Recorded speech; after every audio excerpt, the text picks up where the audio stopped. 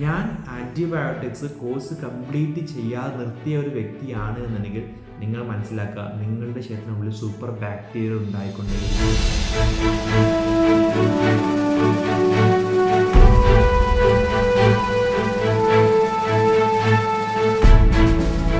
ആൻറ്റിബയോട്ടിക്സിനെ സംബന്ധിച്ച് പ്രധാനപ്പെട്ട ഒരു വാക്കാണ്.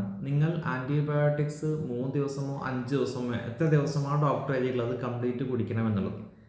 യഥാർത്ഥത്തിൽ നാം ചെയ്യാറുള്ളത്, അസുഖം വരുന്നു, ഡോക്ടറെ കാണിക്കുന്നു, ആൻറ്റിബയോട്ടിക്സ് എഴുതുന്നു, നാം കുടിക്കുന്നു, 1-2 ദിവസം കൊണ്ട് അസുഖം മാറുന്നു, മരുന്ന് നിർത്തുന്നു. ഇതേ രോഗലക്ഷണം വീണ്ടും വരുന്നു, സ്വാഭാവികമായിട്ടും ഡോക്ടറെ കാണിക്കേണ്ട ആവശ്യമില്ല, കാരണം നമ്മുടെ കയ്യിൽ പഴയ ലിസ്റ്റ് ഉണ്ട്. ഇതിൽ നിന്ന് ആൻറ്റിബയോട്ടിക്സ് വീണ്ടും വാങ്ങിക്കുന്നു, 1-2 ദിവസം കുടിക്കുന്നു, അസുഖം മാറുന്നു. ഇതൊരു സൈക്കിളായിട്ട് അങ്ങനെ നടക്കുന്ന ഒരു പ്രോസസ്സ് ഉണ്ട് നമ്മുടെ നാട്ടിൽ. യഥാർത്ഥത്തിൽ ഇങ്ങനെ നടത്തി കഴിഞ്ഞാൽ ഉണ്ടാകുന്ന പ്രശ്നങ്ങൾ എന്താണ്? എന്തിനുകൊണ്ടാണ് ആൻറ്റിബയോട്ടിക്സ് കംപ്ലീറ്റ് കഴിക്കണമെന്ന് പറയേണ്ട കാരണം? എന്താണ് ആൻറ്റിബയോട്ടിക്സ് കംപ്ലീറ്റ് കഴിച്ചിട്ടില്ലെങ്കിൽ ഉണ്ടാകുന്ന പ്രശ്നങ്ങൾ?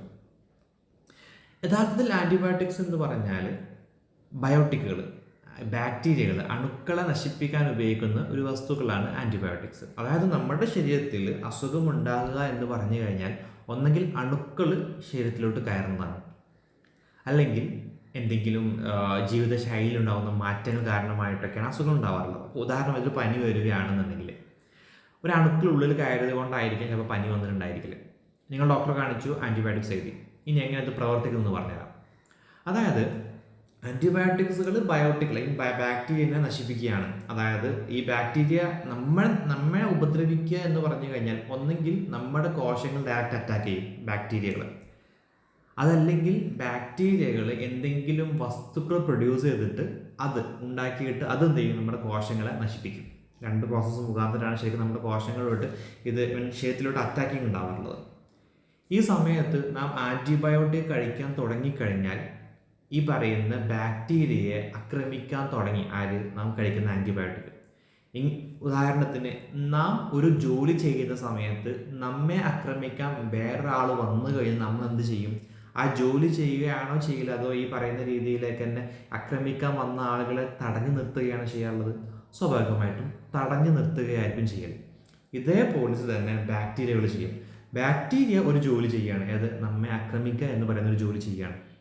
പക്ഷേ ബാക്ടീരിയയെ നശിപ്പിക്കാൻ വേണ്ടിയിട്ട് ആൻറ്റിബയോട്ടിക് നാം കഴിക്കുന്നതോട് കൂടിയിട്ട് ബാക്ടീരിയകൾ എന്ത് ചെയ്യും?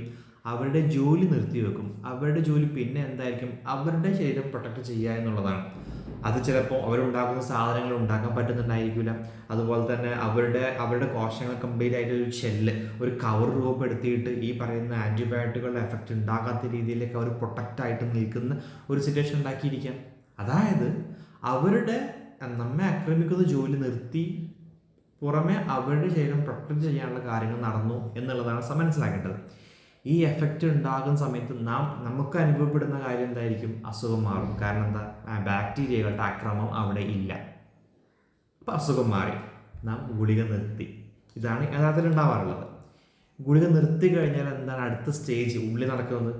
ബാക്ടീരിയകൾ മനസ്സിലാക്കുന്നത് ഈ ആൻറ്റിബയോട്ടിക് വന്നു കഴിഞ്ഞാൽ അവരിങ്ങനെ അറ്റാക്ക് ചെയ്യും. ഇങ്ങനെ അറ്റാക്ക് ചെയ്യുന്ന ആളെ ഞാൻ എങ്ങനെ പ്രതിരോധിക്കണം എന്നുള്ളത് ആര് മനസ്സിലാക്കി? നാം മനസ്സിലാക്കി. അതായത് നമ്മളൊരു അറ്റാക്ക് ചെയ്യാൻ വന്നു കഴിഞ്ഞ വ്യക്തിയെ പ്രതിരോധിച്ച് അദ്ദേഹം തിരിച്ചു പോയി കഴിഞ്ഞാൽ വീണ്ടും ആ വ്യക്തി വീണ്ടും വന്നു കഴിഞ്ഞാൽ നാം എങ്ങനെ പ്രതിരോധിക്കണം എന്നുള്ളത് നമ്മുടെ ബ്രെയിൻ ഓൾറെഡി ഡിറ്റക്ട് ചെയ്തതുപോലെ തന്നെ ബാക്ടീരിയകളുടെ ഉള്ളിൽ അത് ഡിറ്റക്ട് ചെയ്ത് വെക്കും. ഓക്കെ, അപ്പോൾ നമ്മൾ എന്ത് ചെയ്യും? ഈ പറയുന്ന ഗുളിക, ആൻറ്റിബയോട്ടിക് മരുന്ന് നിർത്തും. അസുഖം മാറിയല്ലോ. ഇനി സ്വാഭാവികമായിട്ടും കുറച്ച് കാലം കഴിഞ്ഞാൽ വീണ്ടും അസുഖം വരും. കാരണം ഈ ബാക്ടീരിയ നശിച്ചിട്ടില്ല. കുറച്ച് കാലം കഴിഞ്ഞ് വീണ്ടും അസുഖം വരും. ആ സമയത്ത് ഈ വീണ്ടും അസുഖം വരുന്ന സമയം എപ്പോഴാണെന്ന് വെച്ച് കഴിഞ്ഞാൽ നമ്മുടെ ശരീരത്തിൽ ചെറിയ വീക്ക്നെസ്സോ ബുദ്ധിമുട്ടോ വരുന്ന സമയത്തായിരിക്കും അറ്റാക്ക് ചെയ്യാൻ തുടങ്ങല്. അപ്പോൾ അസുഖം വരും.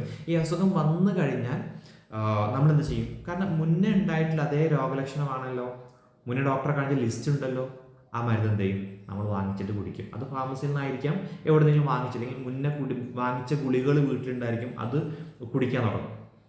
അപ്പോഴും സെയിം പ്രോസസ്സ് നടക്കും. ബാക്ടീരിയകൾ ഈ പറഞ്ഞിരിക്കുന്ന ഷെല്ല് ഫോം ചെയ്യും, പ്രൊട്ടക്റ്റീവ് ലെയർ ഫോം ചെയ്യും, ഒരു സൗകര്യപ്പെട്ട രീതിയിലേക്ക് കുറച്ച് കാലം ഒളിച്ചിരിക്കും.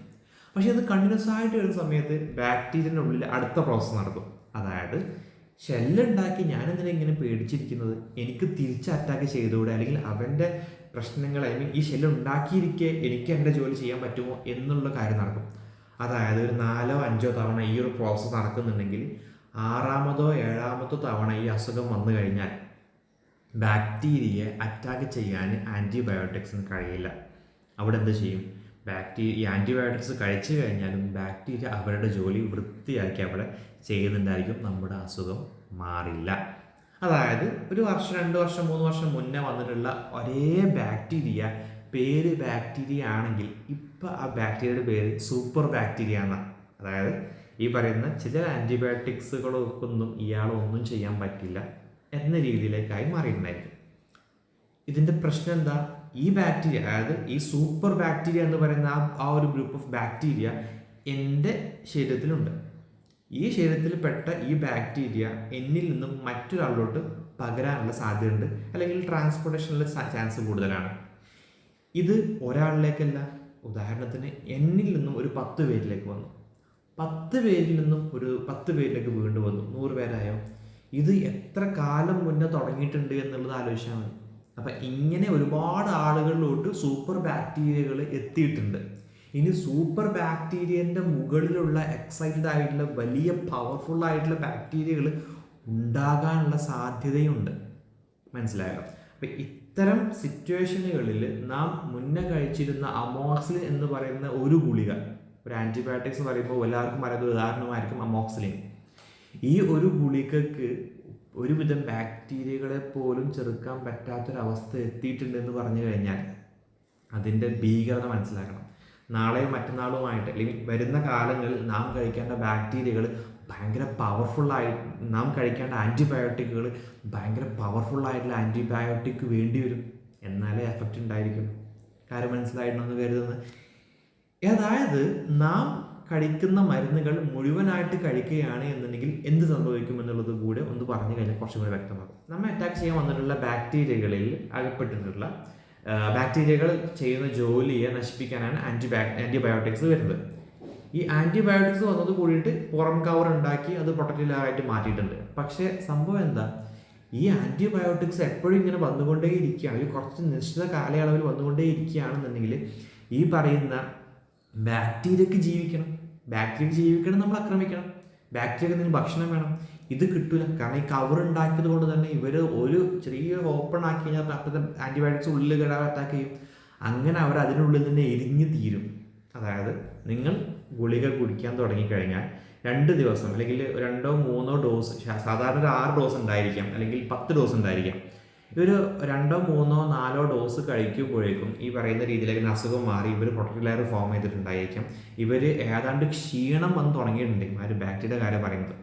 ഇനി ഇവിടേക്ക് ഈ പറയുന്ന 5ാമതോ 6ാമതോ ആയിട്ടുള്ള അവസാന ഘട്ടത്തിലോട്ട് പോകുന്ന രീതിയിലേക്കുള്ള ആൻറ്റിബയോട്ടിക്സ് നമ്മൾ കഴിക്കാൻ തുടങ്ങി.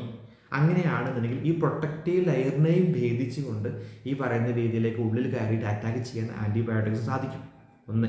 രണ്ടാമത്, പ്രൊട്ടക്റ്റീവ് ലെയർ അത്രയും ഉറപ്പുള്ളതാണ് എന്നുണ്ടെങ്കിൽ അതിൻ്റെ ഉള്ളിൽ തന്നെ ഈ പറയുന്ന ബാക്ടീരിയകൾ ഒന്നും കിട്ടാതെ നശിച്ചു പോകും, മരിച്ചു പോകും. അങ്ങനെയാണ് എന്നുണ്ടെങ്കിൽ ആ ബാക്ടീരിയ അതോടുകൂടി അവസാനിപ്പിച്ചു. നാം മറ്റൊരാൾക്ക് ഒരു സൂപ്പർ ബാക്ടീരിയനെ ഉണ്ടാക്കാനുള്ള ചാൻസ് കൊടുക്കുന്നില്ല. നാം തന്നെ അതിനെ ട്രീറ്റ് ചെയ്ത് പ്രോപ്പറായിട്ട് നശിപ്പിച്ചു എന്ന് വെച്ച് കഴിഞ്ഞാൽ നാളേക്ക് വേണ്ടിയിട്ട് നാം ബാക്ടീരിയനെ ഉണ്ടാക്കരുത്, സൂപ്പർ ബാക്ടീരിയനെ ഉണ്ടാക്കരുത്.